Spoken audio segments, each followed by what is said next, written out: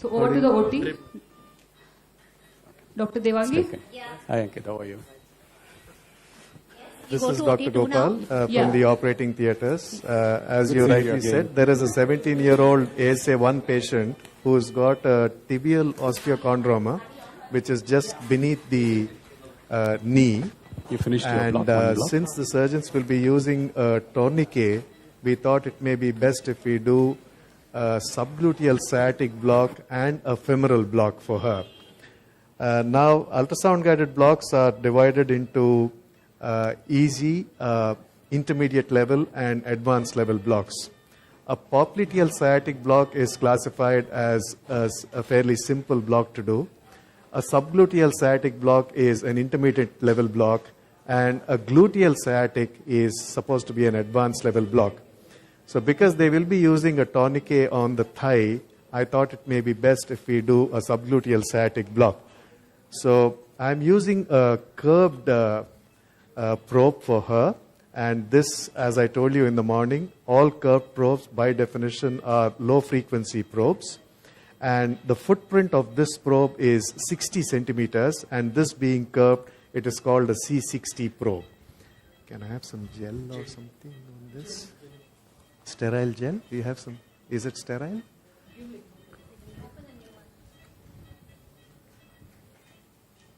So the landmarks we will be looking at is the greater trochanter and the ischial tuberosity. And when we place this curved probe, now I was talking to you this morning about the orientation marker, which is the blue dot on the left top hand corner of the screen. If I just make a movement here, you see that this is corresponding with the orientation marker.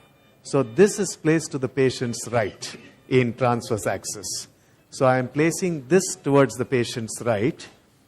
And once I do that, what I am trying to do is get both the ischial tuberosity as well as the greater trochanter into view. Now, on here, this is the greater trochanter there, and bone does not transmit ultrasound. You see there is a shadow beneath the bone. And on this end, there is the ischial tuberosity. So that is also a bone which does not transmit ultrasound. There is a shadow beneath that. Now, in between, on top you see the gluteus maximus muscle, and you see the sciatic nerve there. Yes, that here it is a lip-shaped structure because it is lying under the bulk of the gluteus maximus muscle, and beneath the sciatic nerve is the quadratus femoris muscle. Just beneath that is the quadratus femoris muscle. So what I will do is, I'll take my needle, and I'm using a 100 mm insulated block needle, and I will be going out of plane for this lady. Have you given any local injection there? No, I have not. Okay. The patient has been sedated with about 2 milligrams of midazolam and Okay. 50 mics of fentanyl. Okay. So she has been told that she can expect an injection. I am trying to go out of plane. So what you will do there, what you will see there is not the shaft of the needle, but you will see the displacement of the tissue as the needle ventures down towards the nerve. Yeah, we can see it.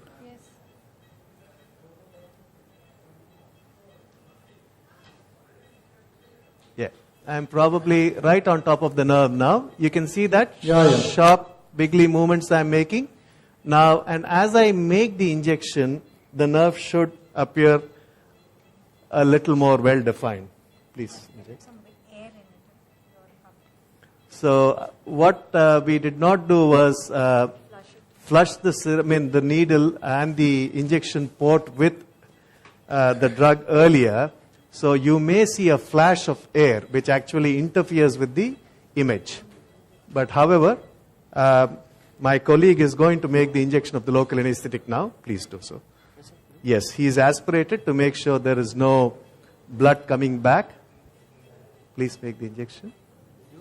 Yeah.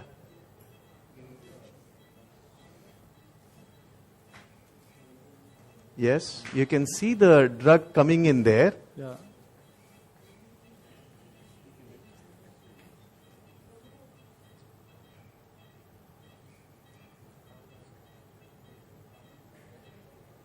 So what is the drug getting injected?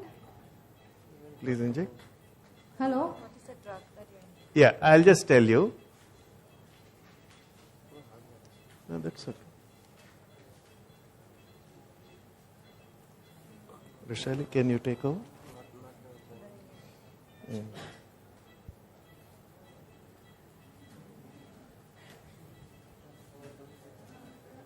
You can see the drug now. Yeah, we can You the can spread see of the it. drug going in. You can see the spread of the local anesthetic. And you can see the nerve being slowly pushed down. Yeah. And Yeah. as the injection is being made, you can see the nerve beginning to stand out. Yes? Yeah, Yes, it yes, is we can clear, see. sir. So you can see the nerve, it's very well appreciated now. So that is what is important to realize. With an ultrasound guided nerve block, only after you made the injection, you begin to appreciate the nerve much better. Okay, how much have we injected? 20. We've injected 20? Yes. Yeah, maybe another 3 or 4 mils is enough. Hello? Just define the nerve by the marker. Yes. See, the nerve is just there where the blue marker is, and the injection of the drug is being made there. And above that is the gluteus maximus muscle, and beneath the nerve is the quadratus femoris muscle. So we've injected about 24 ml of drug, and you can see that the nerve is very well delineated now. Yeah. We'll now proceed to do the femoral nerve block. We'll have to position her in the supine position, and I'll have to change the transducer and use a high frequency curve transducer for that block.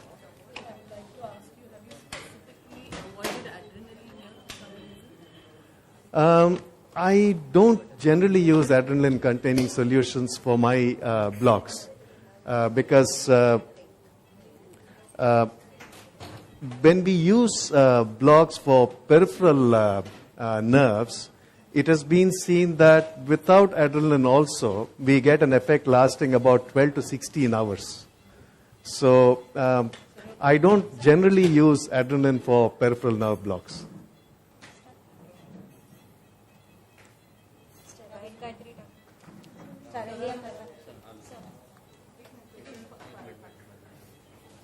Sir, what is the experience with the levobupivacaine? Sorry? This is a question from one of the delegates. Have you used levobupivacaine instead of bupivacaine? Levobupivacaine, recently Neon people have given me some samples. I have not used them yet, but literature shows that using levobupivacaine offers you no specific advantage over using the plain bupivacaine. Though it is purported to have lesser side effects.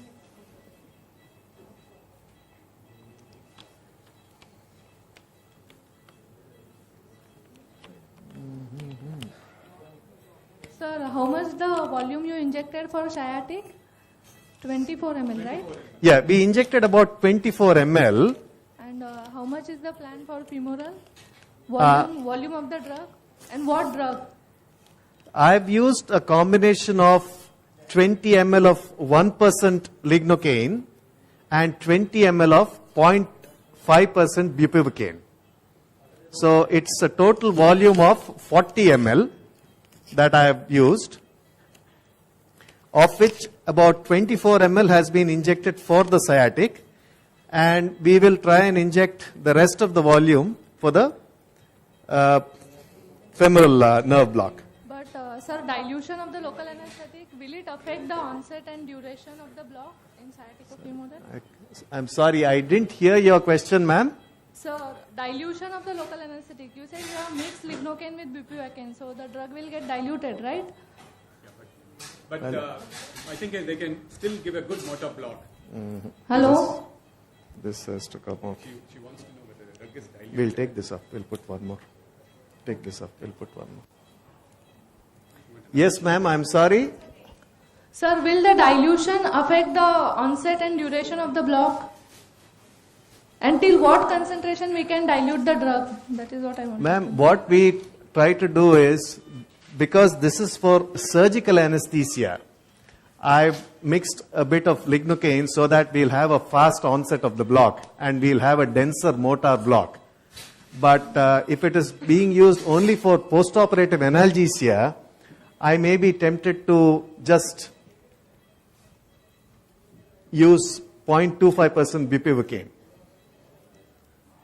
But when you mix drugs, it is said that you mix them in such a way that you don't exceed the minimum concentration, maximum concentration, that is 2 milligrams per kg of bupivacaine. And if you're using plain lignocaine, it should not be more than 3 mg per kg. And what about, sir, skin anesthesia? Does it provide 100% skin anesthesia, or we need to do local infiltration? We hope, sorry? Because few studies says that the surface anesthesia is not 100% with the sciaticofemoral block. I didn't understand. What? Hello?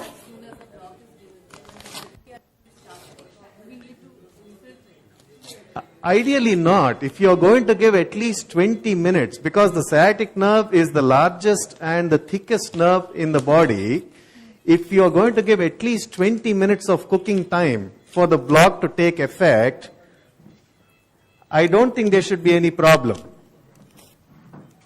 But if the surgeon is impatient that he wants to give the incision straight away, then your block is probably not going to start acting immediately. You will need to keep at least 20 minutes before you start making the injection, before the surgeon begins to give the incision.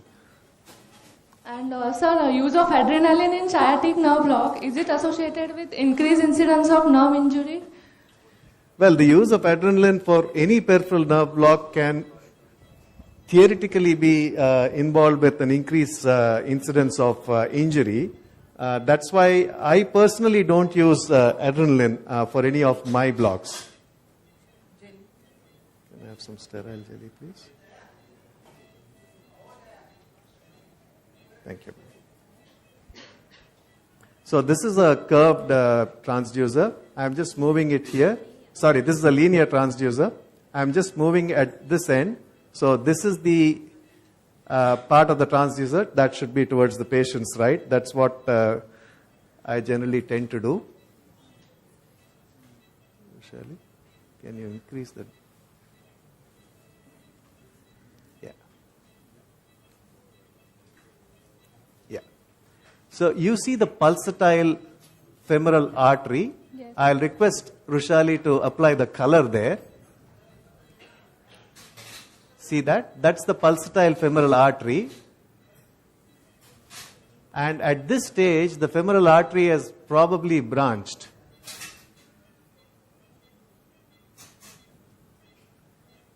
And what you can compress would be the vein. Now, just lateral to the artery, you will see the nerve as an elongated structure. It is a triangular shaped structure.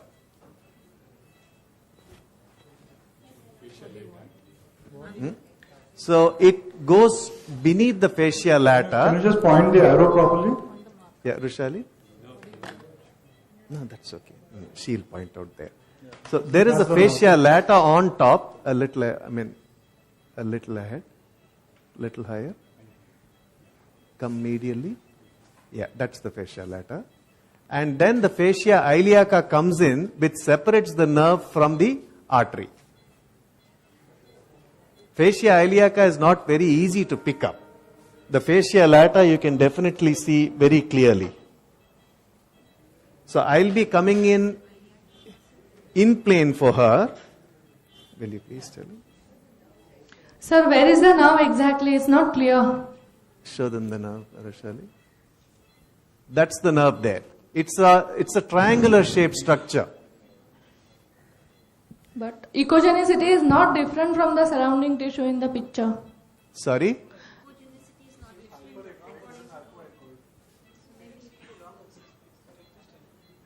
Can we see it in long axis? Yeah, you can. That's the nerve there, just at the artery, just at the marker there. And if I turn it to long axis, see, that's the nerve there. Yes, sir. It is seen now. Yeah? Yeah. So this is the artery, this is hypoechoic, and this is the nerve, which is hyperechoic. And vein will be here. See, the needle is coming in there.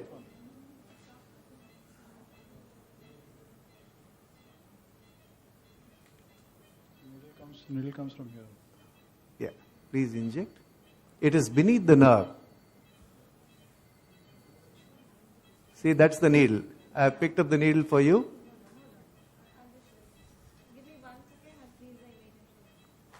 See that? That's the needle.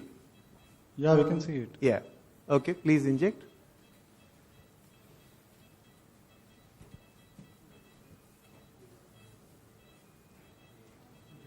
Yeah, please inject. Yeah, you can see the drug going in beneath the nerve now. Yes, can you see that? Yeah, we can see it.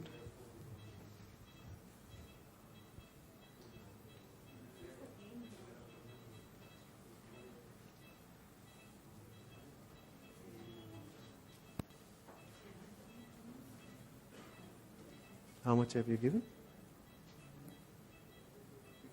Yeah, just a minute.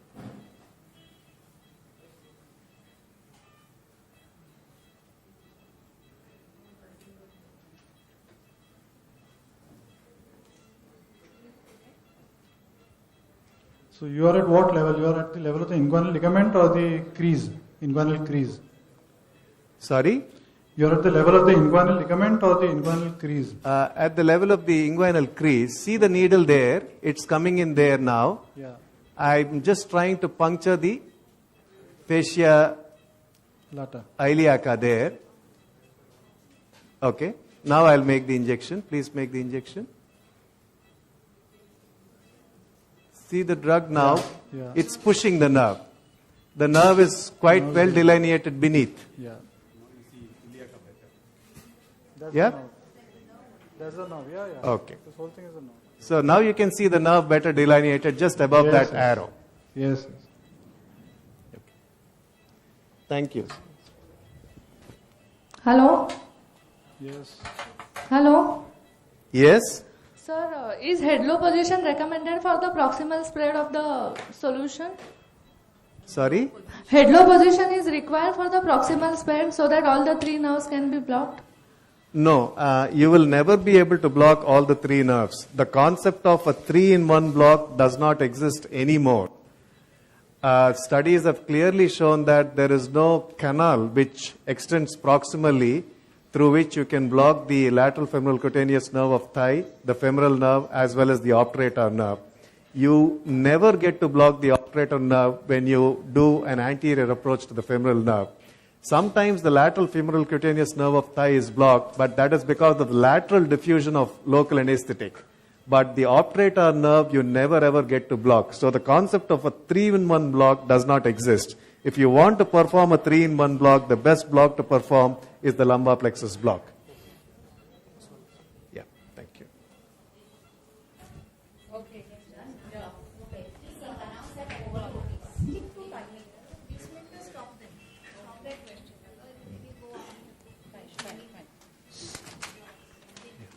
Thank you. Hello. Where are Hello. you sitting? Dr. Devangi, Bit? are we going to Dr. the... Gopal. Dr. Gopal, Yes? what other rescue blocks would you give in case, some it's partial action of some blocks? Any rescue blocks you can give with ultrasound For a lower limb, or lower limb, yeah?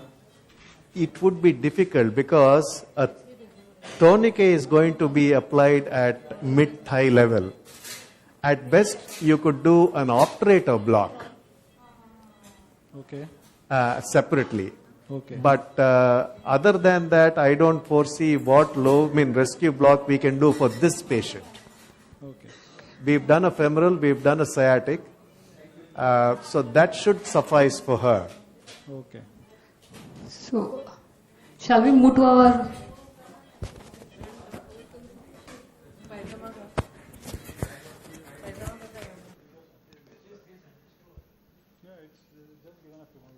block will be, this surgery will be done only under this block, or anything, any more block or anesthetic agents will be given? I hope the surgery will be done only under this block. That is why I injected about 40 ml of drug, and I will follow this patient when she goes to the theater, and I'll get back to you very soon. Yeah. How will we, how do you assess the block? We just have to give it 20 minutes for the Okay. block to take effect, and Yeah. then we test the sensation. So I think we'll move on to the Yeah, next block. case. Yeah, The next case is ready. Yeah. Hello, Hema. Yeah, yeah, I think we should limit the Yeah. time.